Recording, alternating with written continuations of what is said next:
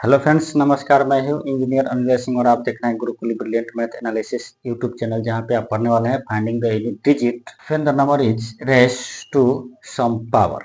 मतलब यदि कोई नंबर है, उस नंबर का कुछ पावर दिया हो तो उसका यूनिट डिजिट क्या होगा, उसका आंसर कैसे आएगा, वो हम जानने वाले हैं। और ये जो है अपना सेशन 3 यानी पार्ट 3 है।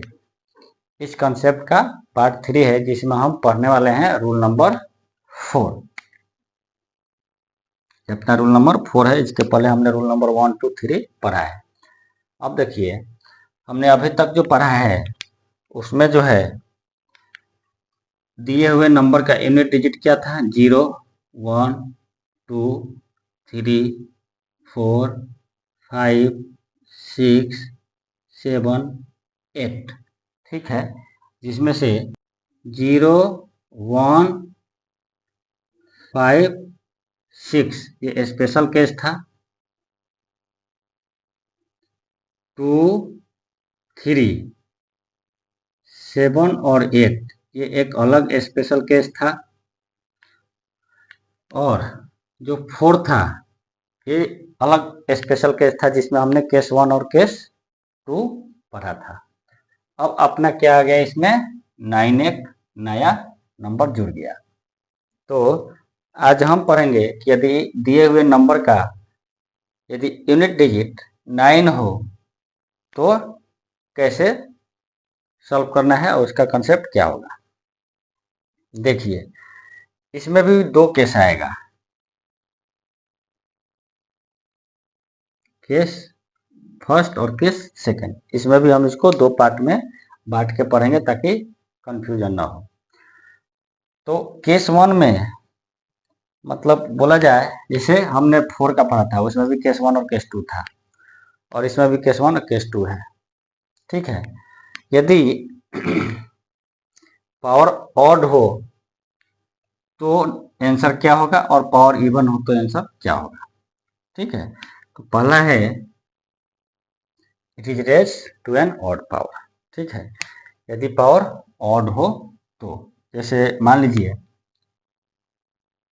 129 का पावर यदि 31 दे दे और बोले कि इसका यूनिट डिजिट क्या होगा, तो देखिए ऑड नंबर है यहाँ पे, तो 2 तरीके हैं, या तो डायरेक्ट आप याद रखें या तो सॉल्यूशन करके बनाएं। देखिए, पावर को हम 4 से डिवाइड कर देंगे। पावर को 4 से डिवाइड करेंगे तो आपका रिमाइंडर जो आएगा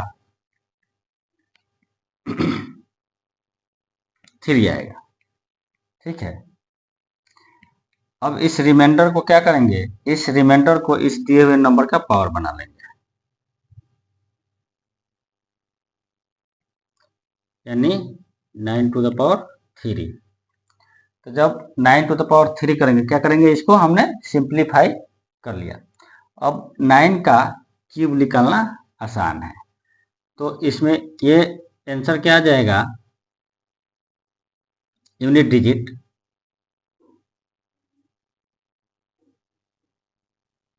9 आ जाएगा आपका। ठीक है, तो इसको कैलकुलेट करने के बाद जो नंबर आएगा उसका यूनिट डिजिट 9 हो जाएगा। तो सॉल्यूशन जो है आपका 9 ही मिलने वाला है, और आप कैलकुलेशन में टाइम बर्बाद करेंगे। इससे अच्छा है कि इस कंसेप्ट को याद कर लें कि यदि यूनिट डिजिट 9 है और उसका पावर ऑड है तो आंसर क्या आएगा, 9 ही आएगा। वो कुछ भी हो जाए, कितना भी बड़ा नंबर हो। यहाँ पे जैसे 129 है, आपको ये दे दे और 31 के जगह आपका 231 दे दे, तो भी आपका यूनिट डिजिट जो है वो 9 ही आने वाला है। इसका भी जो यूनिट डिजिट होगा, the digit of unit place. ठीक है, यूनिट प्लेस का डिजिट जो है 9 ही होगा।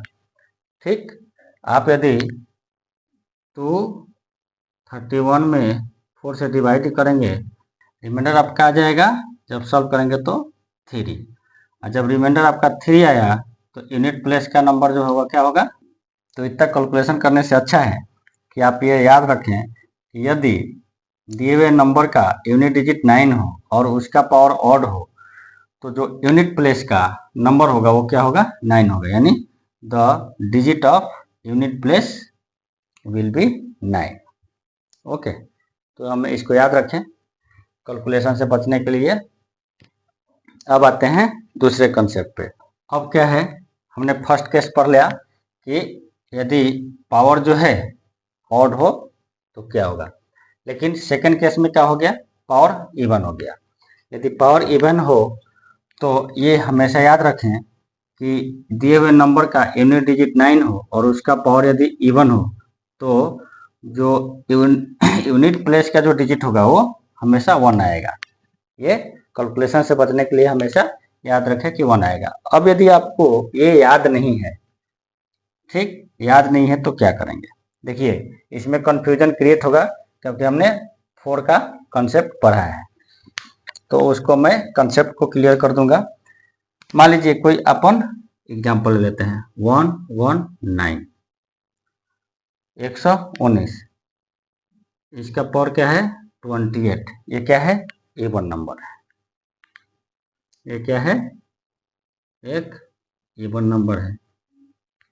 और दूसरा एग्जाम्पल जो है 119 का पावर जो है ये 30 है, ये भी इवन नंबर है।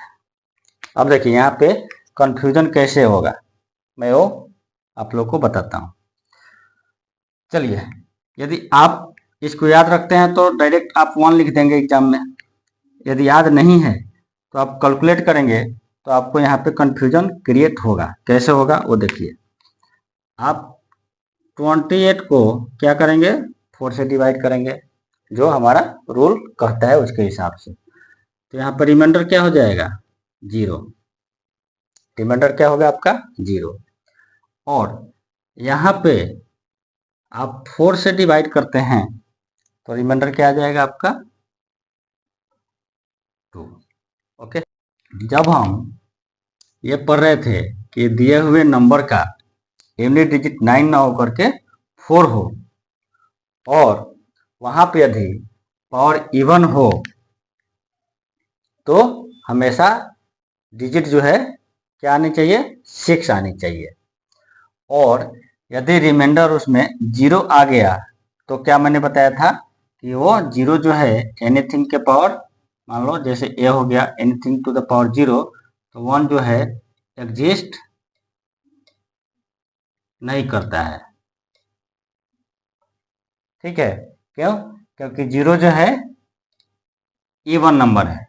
तो जब यहाँ पे 4 दिया हो,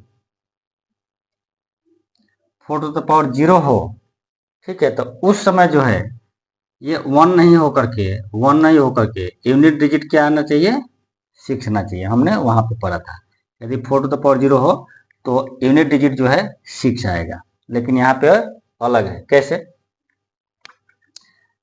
अब यहाँ पे रिमाइंडर 0 हो गया तो रिमाइंडर को हम क्या बनाएंगे, इस दिए हुए नंबर का पावर बनाएंगे, यानी 119 टू द पावर 0। और जैसे आगे बढ़ेंगे तो 9 टू द पावर 0। ठीक, और यहाँ पे 0 क्या है, इवन नंबर है। तो इवन नंबर है तो यहाँ पे यूनिट प्लेस विल बी 1, तो यूनिट डिजिट क्या हो जाएगा आपका,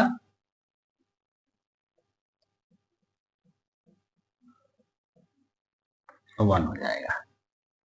यहाँ पे यदि 4 हो तो यूनिट डिजिट 1 नहीं होगा, यूनिट डिजिट क्या होगा, 6 होगा। बट 9 हो और 9 टू द पावर 0 हो तो यूनिट डिजिट यदि पूछता है तो वहां पे आपका नंबर जो है 1 आ जाएगा, आंसर आपका 1 हो जाएगा। अब चलिए यहाँ पे 2 है, अब इस 2 को भी इसका पावर बनाते हैं। जब 2 को आप इसका पावर बनाएंगे तो आपका आंसर क्या आएगा,